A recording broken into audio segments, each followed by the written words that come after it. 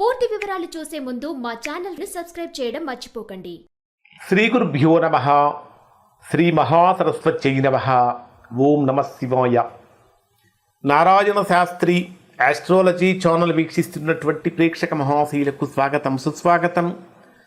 ఈరోజు మనము 2026 సంవత్సరం జూలై 11వ తేదీ నుండి 20వ తేదీ వరకు మిథున రాశిలో జన్మించిన వారి యొక్క గ్రహస్థితులు మరియు రాశి ఫలితాలు ఏ విధంగా ఉంటాయి, ఇటువంటి పరిహారాలు చేసుకోవాలి మొదలైన విషయాలు తెలుసుకుందాం. ఏ విషయాలలో మిథున రాశి వారు జాగ్రత్తగా ఉండాలో కూడా తెలుసుకుందాం.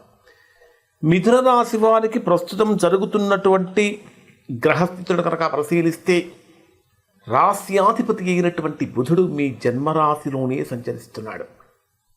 రాశ్యాధిపతి చతుర్థ స్థానాధిపతి అయినటువంటి బుధుడు జన్మరాశిలో సంచరించేటప్పుడు బుధుడు అంటే బుద్ధికారకుడు. ఆలోచన విధానం చక్కగా పెంచుతాడు. చేసినటువంటి కష్టాన్ని తగినటువంటి ఫలితాన్ని ఇచ్చేటటువంటి విధంగా చేస్తాడు. గృహ సంబంధమైనటువంటి విషయాలు అనుకూలంగా మారుతుంది.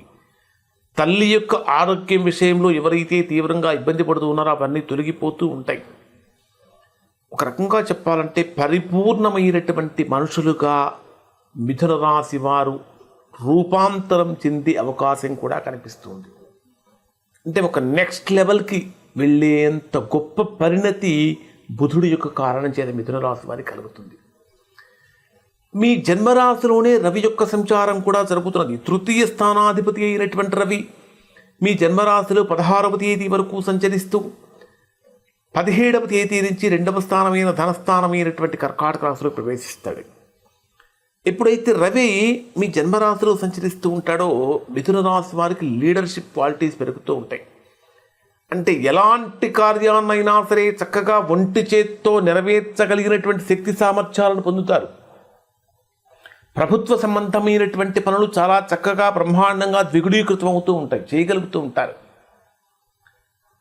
ఆర్థికంగా 17వ తేదీ నుంచి బలోపేతం అవడానికి కూడా అవకాశం ఉంటుంది.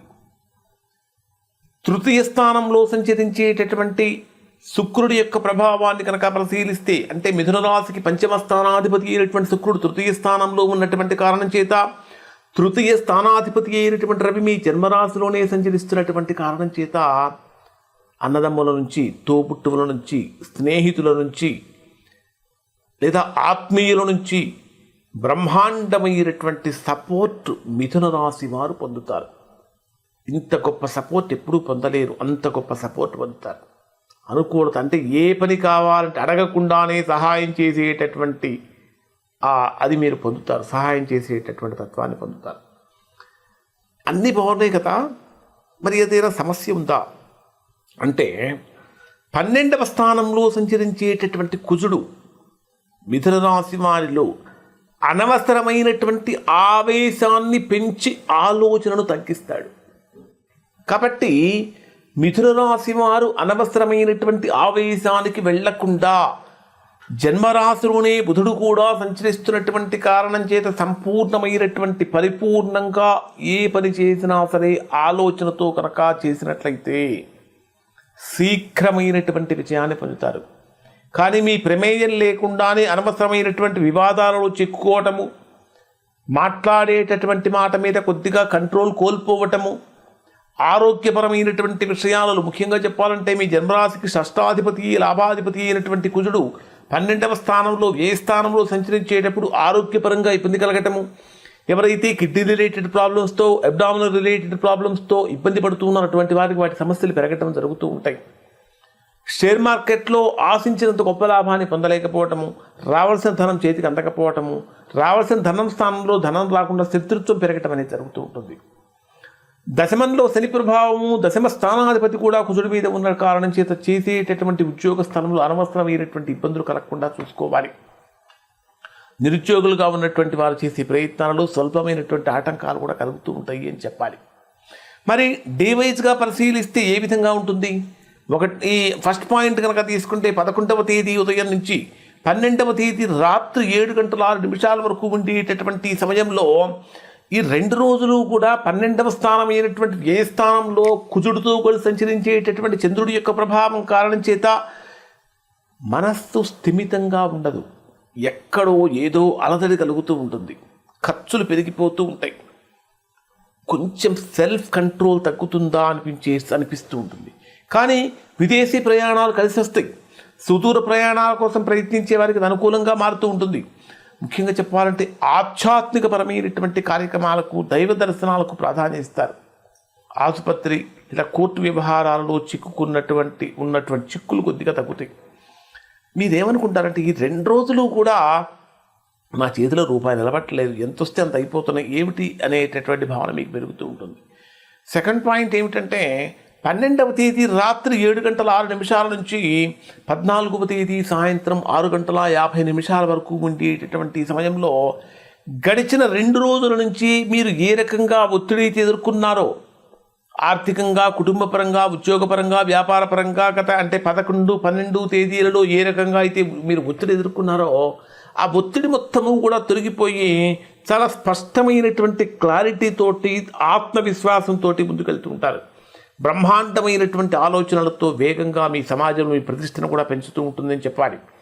ఇక్కడ చాలా రోజుల తర్వాత మీకు ఏమనిపిస్తుంది, అబ్బా ఇన్నాళ్లకు మనస్సు ప్రశాంతంగా ఉంది, బుద్ధి చాలా షార్ప్గా పనిచేస్తుంది అనే భావన కూడా మీకు కలుగుతూ ఉంటుంది.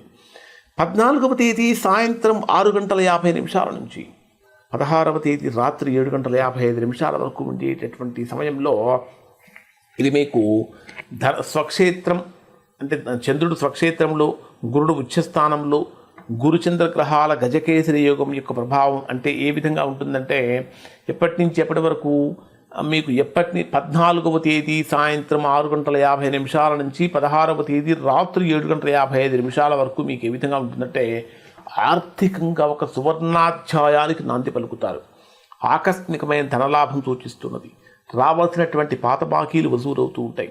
కుటుంబంలో చాలా కాలంగా ఉన్న వివాదాలు తొలగిపోయే అవకాశం ఉంటుందని చెప్పాలి. ముఖ్యంగా చెప్పాలంటే సంతోషం వెల్లివిరిసేటటువంటి సమయంగా మారబోతూ ఉంది. ఇక 16వ తేదీ రాత్రి 7:55 నుంచి 18వ తేదీ రాత్రి 11:56 వరకు ఉండేటటువంటి సమయంలో చంద్రుడు మీ రాశికి తృతీయ స్థానంలో సంచరించేటప్పుడు ఒక తెలియనటువంటి ధైర్య సాహసాలు పెరుగుతూ ఉంటాయి. తోబుట్టువుల నుంచి సహాయ సహకారాలు అందుతూ ఉంటాయి. చిన్నపాటి ప్రయాణాలు లభిస్తాయి. ముఖ్యంగా చెప్పాలంటే ప్రేమ వివాహం చేసుకోవాలనుకునే వారికి అనుకూలంగా మారుతూ ఉంటుంది. పెద్దవాళ్ళ నుంచి శుభవార్తలు కూడా వినే అవకాశం ఉంటుందని చెప్పాలి. అంటే మనస్సుకు తృప్తి అనేటటువంటిది ఇక్కడ మీకు కలుగుతూ ఉంటుంది. ఇక 18వ తేదీ రాత్రి 11:55 నుంచి 20వ తేదీ రాత్రి వరకు ఉండేటటువంటి సమయాన్ని పరిశీలిస్తే ఇది గృహ సంబంధమైన విషయాలు, వాహన సంబంధమైన విషయాలు, భూములు కొనుగోలు సంబంధించిన విషయాల్లో అడుగులు ముందుకు పడుతూ ఉంటాయి. కొంచెం ఈ 2 రోజులు తల్లి యొక్క ఆరోగ్య విషయంలో జాగ్రత్తలు పాటించండి. ఇంట్లో అనవసరంగా అంటే అవసరమైనటువంటి విలాసవంతమైన వస్తువులు మొత్తం కొనుగోలు చేస్తూ ఉంటారు. చేసేటటువంటి ఉద్యోగంలో స్థిరత్వం కూడా లభిస్తూ ఉంటుందని చెప్పాలి. ఖచ్చితంగా మిథున రాశిలో జన్మించినటువంటి వారు విష్ణు సహస్రనామం పారాయణం చేయడం చాలా మంచిది. దాంతోపాటు 14వ తేదీన ఖచ్చితంగా గణపతి హోమం చేయించుకోవటం వల్ల మంచి ఫలితాలు పొందుతారు అని చెప్పాలి. ఇంకా మీకు వీలైతే పచ్చటి గడ్డి తినిపించడం వల్ల మంచి ఫలితాలు పొందుతారు.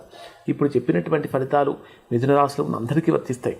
ఎవరికైతే వర్తించడం లేదో, ఇంకా ఎవరైనా సరే తీవ్రమైనటువంటి ప్రతికూలతలు కనుక పొందుతూ ఉంటే అటువంటి వారు ఒక్కసారి మీరు మీ యొక్క వ్యక్తిగత జాతకాన్ని విశ్లేషణ చేయించుకొని దోషం ఎక్కడుందో తెలుసుకొని దోష నివారణ కనుక చేయించుకుంటే చక్కగా సత్ఫలితాన్ని పొందుతారు. ఇవి మిథున రాశి వారి యొక్క ఫలితాలు. శుభం.